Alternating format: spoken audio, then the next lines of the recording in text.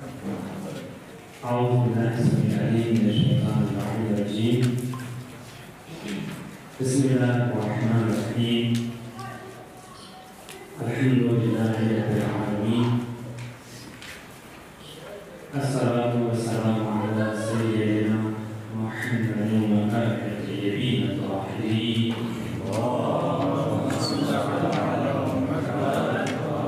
ولعنة الدائرة على أعدائهم أجمعين.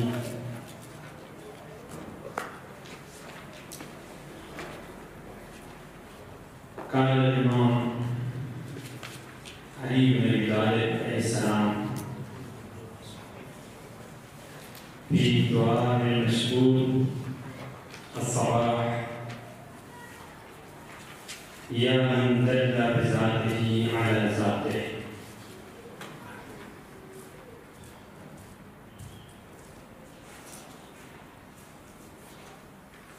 فرمایا گیا ہے کہ ہم آپ بزرگان کی خدمت میں اللہ تبارک و تعالیٰ کے متعلق ان کے وجود کے اثبات پر براہین پیش کریں۔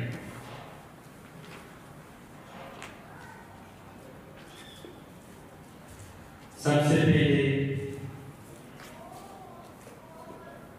بریکٹ میں عرض یہاں جو براہین پیش ہوتی ہیں یا پیش کی جائیں گی، کہا تو براہین جاتا ہے، براہین یعنی برہان کی جمع۔ برہان کی بصرے میں ایک خاص تعریف ہے۔ یہ سب ادلہ جو یہاں پیش کی جائیں گی ممکن ہے کہ وہ براہین کی تعریف کے مطابق نہ ہو۔ ہم انہیں ادلہ بھی کہہ سکتے ہیں، دلیلیں ضرور ہیں۔ بعض میں سے دلیلیں برہان ہوں گی اور بعض دلیلیں برہان نہیں ہیں۔ مَنْزَلِكَ علماء نے اس بات اور اس بحث میں سب ادلہ کو براہین ہی کہا ہے، تو ہم انہیں برہان کہیں گے اور براہین کے نام سے ہی پکاریں گے۔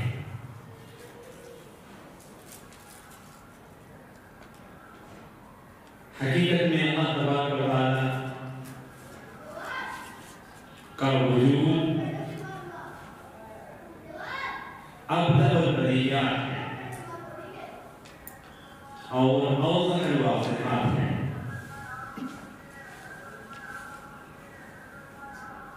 اللہ تبارک تعالیٰ کے وجود سے واضح تر، بدیہی تر، روشن تر کوئی چیز ہے ہی نہیں جو ہم اس چیز کے وسیلے سے ان کا وجود ثابت کریں۔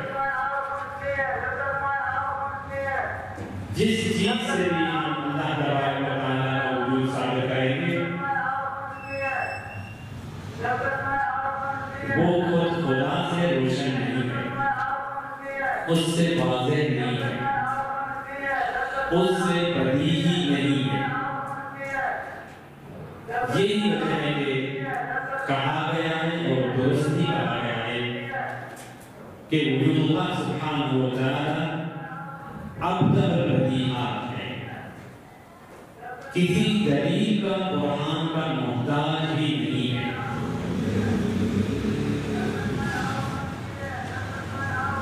اور ہم نے جو عرض کیا ہے یا جو کہا گیا ہے اللہ کا وجود اوضح الواضحات اور ابدع البدیہات ہے، اس سے یہ سمجھانا چاہیے کہ پھر بحث کیوں کی جائے، دلیلیں کیوں دی جائیں، کتاب کیوں لکھے جائیں، فلسفے میں بڑی بڑی گہری اور عمیق بحثیں اس کے متعلق کیوں کی جائیں۔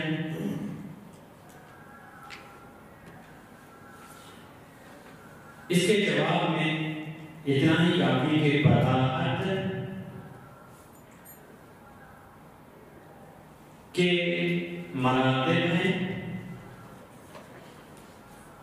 کچھ مرتبوں میں بدیہی وہ چیز ہے جس میں کسی بھی اشارے کی، تذکرے کی، تنبیہ کی، توجہ کی ضرورت ہی نہیں ہے۔ بعض مراتب براحت اور بدیہی کے یعنی واضح ہونے کے یہ ہوتے ہیں، وہ چیز تو واضح ہے لیکن اس کے ساتھ کچھ اشارے کی ضرورت ہے، کہیں کسی تنبیہ کی ضرورت ہے، کہیں کسی توجہ کی ضرورت ہے۔ تو اس وجہ سے فلاسفہ میں، نہ یہ سب فلاسفہ میں، بعض فلاسفہ میں جو اختلاف پایا جاتا ہے اس موضوع کے متعلق، وہ شاید اسی وجہ سے ہے۔ گرچہ کوئی بھی فلسفی جو فلسفی ہو اور فلسفہ جانتا ہو اور خدا کا انکار کرتا ہو، وجود نہیں کرتا۔ ہر کسی نے اپنے عقل و فہم، اپنی عبارات اور اصطلاحات کے مطابق اللہ تبارک و تعالیٰ کی پہچان کی ہے اور کروائی ہے۔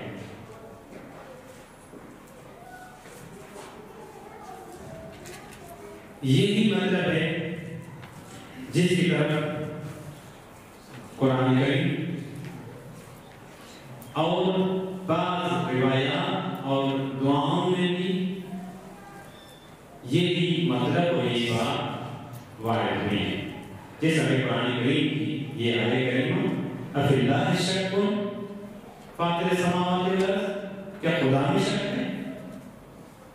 یعنی اتنی یہ چیز اور یہ وجود واضح ہے، اس میں شک ہو ہی نہیں سکتا۔ افی اللہ شک یا مولا حضرت امام حسین علیہ السلام دعائے رفع میں فرماتے ہیں، کیف یستدل علیہ بما ہوا فی وجودہ مفتقر علیہ، کیسے دلیل لائی جائے تمہارے وجود پر، اور وہ دلیل لائے جو اپنے وجود میں تمہارے محتاج ہے۔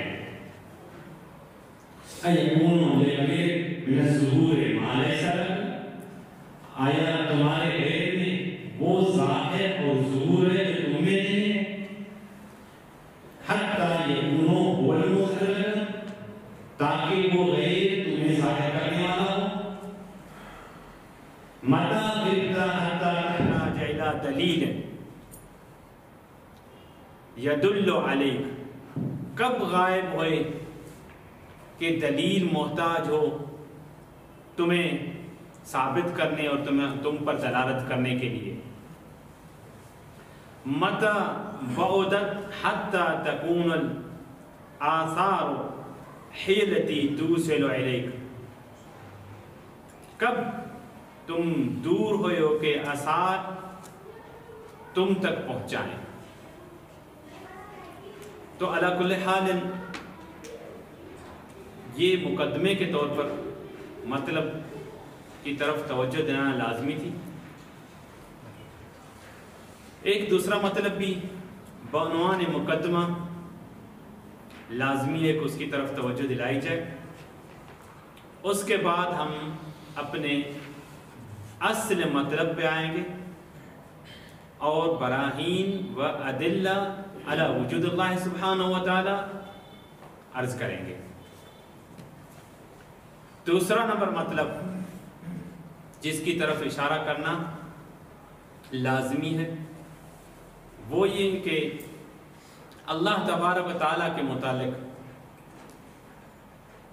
جو براہین پیش کی جاتی ہیں، جو ادلہ دی جاتی ہیں، ان کے علماء کے پاس، یعنی ان ادلہ کے علماء کے پاس کئی اقسام ہیں۔ ان براہین کے علماء کے نزدیک کئی اقسام ہیں۔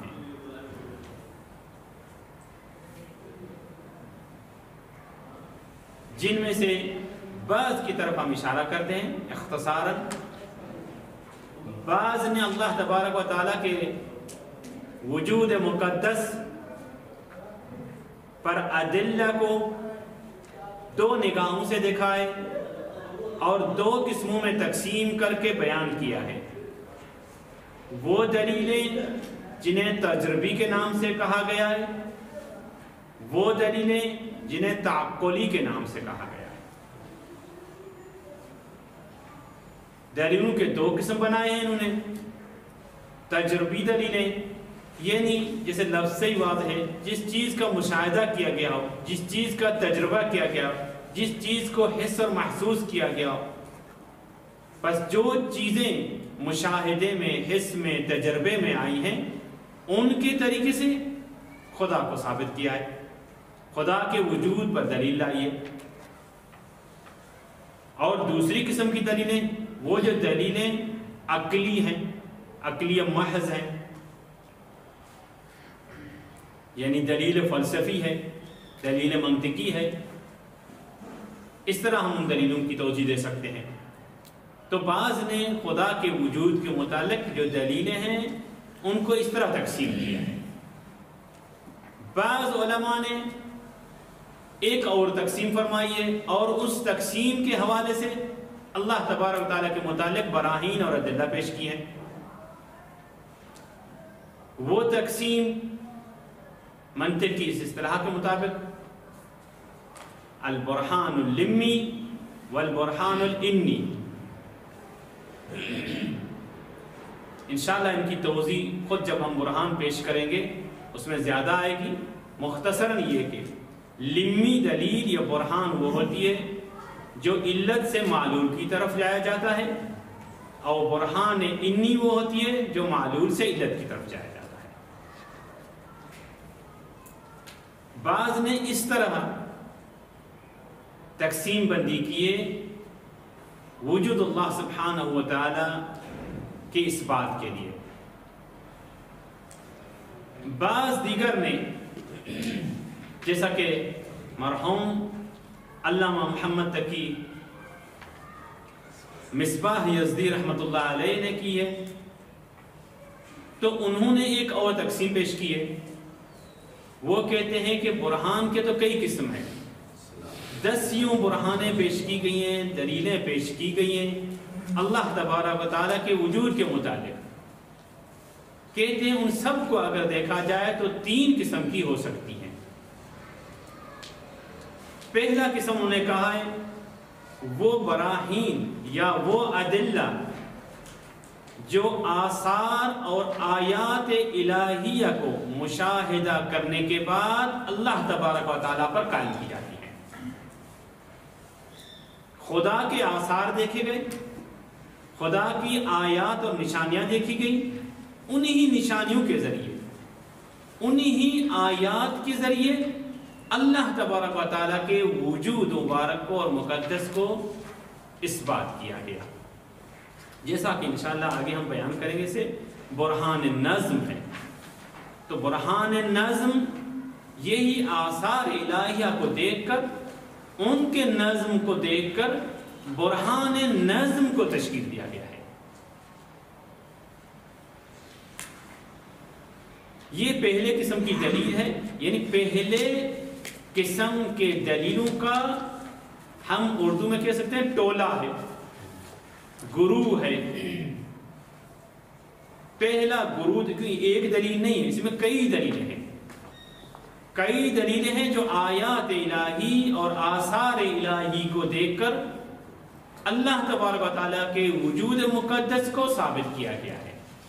جن میں سے ایک مثال ہم نے عرض کی برہان نظم ہے.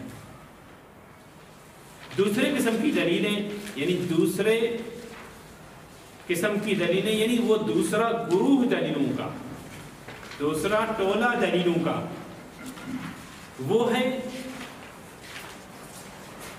جو اللہ تبارک و تعالی، جو اللہ غنی ہے، جو اللہ بے محتاج ہیں، اس اللہ کو ثابت کیا گیا ہے اس دنیا کے وسیلے سے جو محتاج ہے کسی دوسرے کی. غیر محتاج کو ثابت کیا گیا ہے محتاج کے ذریعے. یہ دنیا ساری کی ساری مخلوقات محتاج ہے. بس محتاج ہے تو حتماً ایک ایسا وجود ہونا چاہیے جو غیر محتاج ہے. یہ انشاءاللہ پیش کریں گے دلیل کے طور پر. تو اس طرح کی دلیلیں یہ ایک دلیل نہیں ہے, یہ بھی دلیلوں کا ایک ٹولہ اور گروہ ہے. کئی دلیلیں اس گروہ میں شامل ہیں. تو آغا مصباح رحمت اللہ علیہ فرماتے ہیں کہ یہ دوسرا گروہ ہے دلیلوں کا. اور تیسرا گروہ دلیلوں کا وہ ہے جو عقلی محض اور فلسفی محض ہے, جن میں نہ آثار خدا کو اور آیات خدا کو دیکھ کر ان آیات اور آثار کے وسیلے خدا کو ثابت کیا گیا ہے, نہ یہ کہ محتاج کو دیکھ کر ایک غیر محتاج کو ثابت کیا گیا ہے, بلکہ عقلی محض اور علمی محض دلیلیں ہیں. اور یہ بھی کئی دلیلیں ہیں. ایک دلیلوں کا گروہ ہے جس میں ایک دلیل کا نام جو مشہور دلیل ہے اور معروف دلیل ہے, جسے اضبط دلیل یعنی مضبوط ترین دلیل کہا گیا ہے, وہ برہان الصدیقین ہے. برہان الصدیقین کے نام سے انشاءاللہ ہم پیش کریں گے اسے بھی مختصراً آئندہ جلسے میں. تو یہ ایک قسم کی تقسیم ہوئی. عرض کیا ایک تقسیم اس طرح بعض بزرگوں نے کی ہے, جب براہین پیش کرتے ہیں, دلیلیں پیش کرتے ہیں خدا کے وجود کے متعلق, تو کہتے ہیں دلیلیں بعض تجربی اور بعض تعقلی. دوسروں نے کہا نہیں, دلیلیں بعض انی بعض لمی. آغا صاحب نے فرمایا کہ نہیں, دلیلیں بعض آیات اور آثار کو دیکھ کر صاحب اثر اور صاحب آیت پر دلالت کر رہی ہیں. بعض دلیلیں ہیں جو محتاج ہیں غیر محتاج کو ثابت کر رہی ہیں. بعض دلیلیں ہیں جو عقلی محض ہیں. تو اس طرح کی دلیلیں ہمارے پاس گرچہ 10 دلیلیں ہیں, لیکن 10 کو اگر ہم نظم و نسق دیں تو 3 قسم کی دلیلیں ہو جاتی ہیں, 3 گروہ دلیلیں کے ہو جاتی ہیں. اس کے بعد یہاں پر ایک نکتہ اور ذکر کرنا بھی لازمی ہے. یہ سارے ہم بعنوان مقدمہ عرض کر رہے ہیں, براہین اور ادلہ میں پھر جاتے ہیں. وہ نکتہ یہ ہے کہ مسالک اور مذاہب اللہ تبارک و تعالیٰ کو ثابت کرنے کے لیے متعدد ہیں. اگر ہم اپنے مسلمانوں میں دیکھ لیں تو حد اقل ہمیں 3 مذہب ملیں گے. مسلمانوں سب کو چھوڑ دیں, اگر صرف شیعوں کو دیکھا جائے پھر بھی ہمارے پاس 3 مذہب اور 3 مسلک ملیں گے جو اپنے ہی مذہب اور مسلک کے طور پر اللہ تبارک و تعالیٰ کے وجود مقدس کو ثابت کر رہے ہیں. غض نظر یہ کہ مغربی طاقتیں اور مغربی علماء اور وہاں کے فلاسفہ, وہاں کے متکلمین, وہاں کے عرفاء اور علماء اپنے طریقے سے دلیلیں پیش کرتے ہیں. گرچہ ان کے دلیلیں شباہت رکھتی ہیں ہمارے دلیلوں سے, نام ان کے اپنے ہیں, طریقے ان کے دلیلوں کے اپنے ہیں, وہ بھی تو موحد ہیں, وہ بھی خدا پرست اور خدا کو مانتے ہیں. ان کو چھوڑ دیں تو ہمارے مسلمانوں کے ہاں یا حد اقل ہمارے شیعوں کے ہاں بھی 3 مذہب اور 3 مسلک ہیں. پہلا نمبر مسلک کہا جائے تو عرفاء کا مسلک کہا جاتا ہے. عرفاء کا مذہب اور مسلک اپنا ہے, وہ اپنے مذہب اور مسلک کے طریقے سے اپنے مذہب اور مسلک کے قوانین کے مطابق اللہ تبارک و تعالیٰ کو ثابت کرتے ہیں. ان کا مذہب کا اصلی نقطہ یہ ہے کہ غیر اللہ سبحانہ و تعالیٰ سب چیز خدا کا مذہب ہے. ہر بندے کے لیے اپنی ایک دلیل ہے, اپنا ایک راستہ اور سلوک ہے خدا تک پہنچنے کے لیے. ہر بندے کے لیے اپنی الگ سے دلیل ہے. ہر انسان کے لیے اپنی الگ سے دلیل ہے، اسی دلیل کے ذریعے وہ خدا کو جانتا ہے اور خدا کو ثابت کرتا ہے۔ یہ نہیں خلاصتاً اپنی زبان میں اگر کہا جائے تو وہ ہر چیز میں خدا کے ظہور کو دیکھتے ہیں، اس طریقے سے وہ خداوند کریم کو ثابت کرتے ہیں۔ اور پھر آگے لمبی بحثیں ہیں اصالت الوجود کی، اور اس طریقے سے وہ آگے جاتے ہیں، ان میں ہم نہیں پڑھتے، ان دلیلوں میں، ان باتوں میں نہیں جاتے، لیکن صرف یہاں تک مختصر یہ عرض کرنا تھا ان کے مذہب اور مسلک کا کہ کس طرح ان کے پاس دلیلیں جو ہیں وہ خدا کو ثابت کرتی ہیں۔ ان کے ہاں خدا کے ثابت کرنے کا طریقہ یہ ہے۔ پھر اگر ہم آئیں متکلمین کے پاس، متکلمین کلام یعنی عقیدہ، یعنی علماء عقیدہ، علماء متکلمین، آپ سب جانتے ہیں، ہم سب طالب علم جانتے ہیں، علماء متکلمین غیر از علماء فلاسفہ ہیں۔ علماء متکلمین بہت ہی کم فلسفے سے دلیل پیش کرتے ہیں، دلیلیں ان کی منطقی ہوتی ہیں، عقلی ہوتی ہیں، لیکن فلسفی حساب سے کم ہوتی ہیں۔ تو ان کی دلیلیں اپنی ہیں،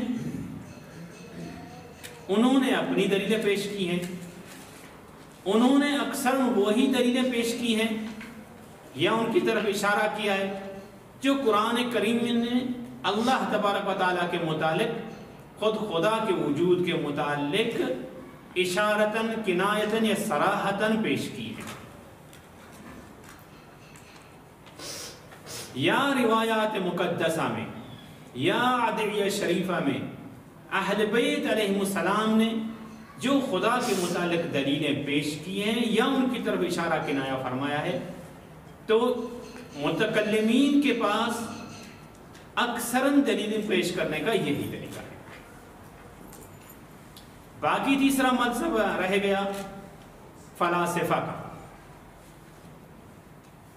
علماء فلسفہ نے اکثراً جو دلیلیں پیش کی ہیں وہ فلسفی محض اور عقلی محض ہے، گرچہ مخلوط عقلی اور غیر عقلی، مشاہدی اور آثاری، تجربی اور تعقلی، اس طرح کی مخلوط دلیلیں بھی پیش کی ہیں انہوں نے۔ ہمارے فلاسفہ نے، مسلمانوں کے اور مغربی فلاسفہ نے بھی اس طرح کیا ہے، لیکن ان کا ہم اور تم فلسفیوں کا یہی ہے کسی طریقے سے عقلی محض دلیلیں پیش کی جائیں، اور ان عقلی محض دلیلوں کو ہی انہوں نے اضبط ترین دلائل کہا ہے۔ یہ نقطہ بھی عنوان مقدمہ عرض کرنا لازمی تھا جو آپ کی خدمت میں ہم نے عرض کیا۔ اس کے بعد ہم ادلہ پیش کرتے ہیں، یعنی براہین پیش کرتے ہیں اللہ تبارک و تعالیٰ کے وجود کے متعلق۔ تو سب سے پہلے ہم ادلہ شروع کریں گے جو عقلی محض نہیں ہے۔ عقلی محض دلیلیں ہم آخر میں پیش کریں گے، یعنی اگلے جلسے میں انشاءاللہ پیش کریں گے۔ آج ہم بعض دلیلیں، یعنی صرف دو ہی دلیلیں پیش کر سکیں گے جو عقلی محض نہیں ہیں، اور جو واضح دلیلیں ہیں، عام فہم دلیلیں ہیں، ہر بندہ عامی ہو، پڑھا لکھا ہو، جو بھی بندہ ہو یہ دلیلیں سمجھتا ہے، چاہے ہم اسے کہیں چاہے نہ بھی کہیں، وہ سمجھتا ہے، ایک تنبیہ، ایک اشارے، ایک تذکرے کی ممکن ہے اسے ضرورت ہو۔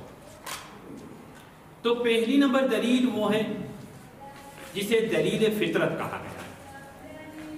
یہ وہ دلیل ہے جو مغربیوں نے پیش کی ہے، فلاسفہ نے پیش کیے، متکلمون نے بھی پیش کیے، عرفا نے بھی پیش کیے، سب علماء نے یہ دلیل پیش کی، اور سب علماء اس دلیل پر متفق ہیں کہ یہ دلیل خدا کے وجود پر دلالت کرتی ہے، اور بدیہی ترین خدا کے وجود پر دلالت کرنے والی دلیل یہ دلیل ہے۔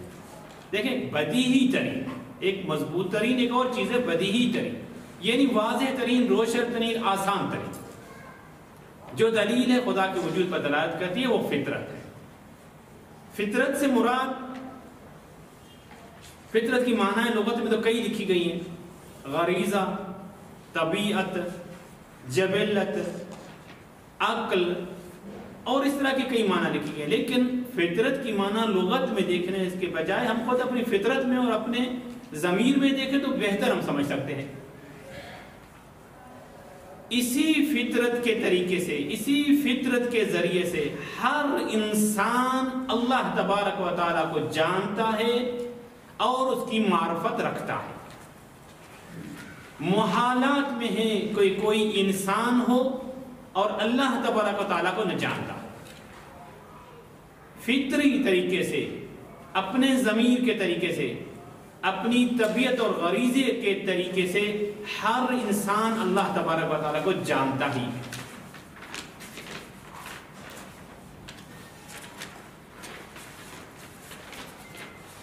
یہی وجہ ہے کہ دیکھیں قرآن کریم میں اس کے متعلق بہت ہی آیات ہیں، اور اس طرف اللہ تبارک و تعالیٰ نے ہمیں اور سب انسانوں کو توجہ دلائی ہے۔ مثلا کہا ہے اللہ تبارک تعالیٰ فَأَقِمْ وَجْهَكَ لِلدِّينِ حَنِيفًا فِطْرَةَ اللَّهِ الَّتِي فَطَرَ النَّاسَ عَلَيْهَا لَا تَبْدِيلَ لِخَلْقِ اللَّهِ ذَلِكَ الدِّينُ الْقَيِّمُ وَلَكِنَّ أَكْثَرَ النَّاسِ لَا يَعْلَمُونَ فِطْرَةَ اللَّهِ الَّتِي فَطَرَ النَّاسَ عَلَيْهَا، سب انسان اسی فطرت پر خلق ہوئے ہیں۔ اسی کی توضیح اور تفسیر میں اہل سنت کے کتابوں میں اور ہمارے اہل تشیع کتابیں میں ائمہ معصومین سے متعدد بار یہی ملا ہے، جس کا اختصار بعض اماموں نے کہا ہے فطرت سے مراد اسلام ہے، بعض نے کہا ہے فطرت سے مراد توحید ہے، بعض نے کہا ہے فطرت سے مراد اللہ کی معرفت ہے۔ یا رسول اکرم صلی اللہ علیہ وسلم کی وہ مشہور حدیث جو سنی اور شیعہ نے نقل کی ہے، کل مولود یولد علی الفطرت، ہر بچہ جو پیدا ہوتا ہے دنیا میں، ہر بچہ انسان کا جو پیدا ہوتا ہے وہ فطرت پر پیدا ہوتا ہے، یعنی خدا کی وحدانیت پر پیدا ہوتا ہے۔ حتی یکون ابواہ یحودانہ و ینصرانہ، یا بعض میں یمجسان، ہر بچہ پیدا ہوتا ہے اس دنیا میں اللہ تبارک و تعالیٰ کی وحدانیت پر، یہاں تک جب بڑا ہوتا ہے ماحول میں، یا جس طرح رسول اکرم فرما رہے ہیں ان کے والدین انہیں یہودی کر دیتے ہیں یا نصرانی کر دیتے ہیں، یا بعض نسخوں میں اسے مجوسی کر دیتے ہیں۔ بس یعنی ہر انسان متولد ہوتا ہے فطرت پر، یعنی خدا کی وحدانیت پر۔ یہی وجہ ہے کہ مرحوم سید خمینی رحمۃ اللہ علیہ نے اپنی کتاب، مشہور کتاب 40 حدیثاً میں 11 نمبر حدیث جو اسی کے متعلق ہے، اسی آیات کی تفسیر میں ہے، اس کی توضیح میں یہ فرماتے ہیں کہ اللہ تبارک و تعالی، شروع میں یہ ہیڈنگ دیتے ہیں، اللہ تبارک و تعالی مستکمل لجمیع صفات الکمال، اللہ تبارک و تعالی میں جمع ہیں سب کمال کی صفتیں، اور ہر انسان چاہے جس مذہب کا، ملت کا ہو، جس علاقے کا ہو، جس ملک کا ہو، جس زمانے کا ہو، آدم سے لے کر آخر تک، جہاں کا بھی کوئی انسان ہو تو وہ عشق رکھتا ہے کمال کی طرف، چاہے بدو انسان کیوں نہ ہو، چاہے پڑھا لکھا انسان کیوں نہ ہو، چاہے پرانے زمانے کا کیوں نہ ہو، چاہے آج کے دور کا کیوں نہ ہو، چاہے افریقی جنگلات میں کیوں نہ ہو، چاہے کسی بڑے شہر میں کیوں نہ ہو، ہر انسان کمال کی طرف عشق رکھتا ہے، کمال سے محبت رکھتا ہے، کمال کی طرف جاتا ہے اور اسے حاصل کرنے کی کوشش کرتا ہے۔ بس مرحوم خمینی رحمۃ اللہ علیہ فرماتے ہیں ہر انسان بلا فرقن، ہر انسان کمال سے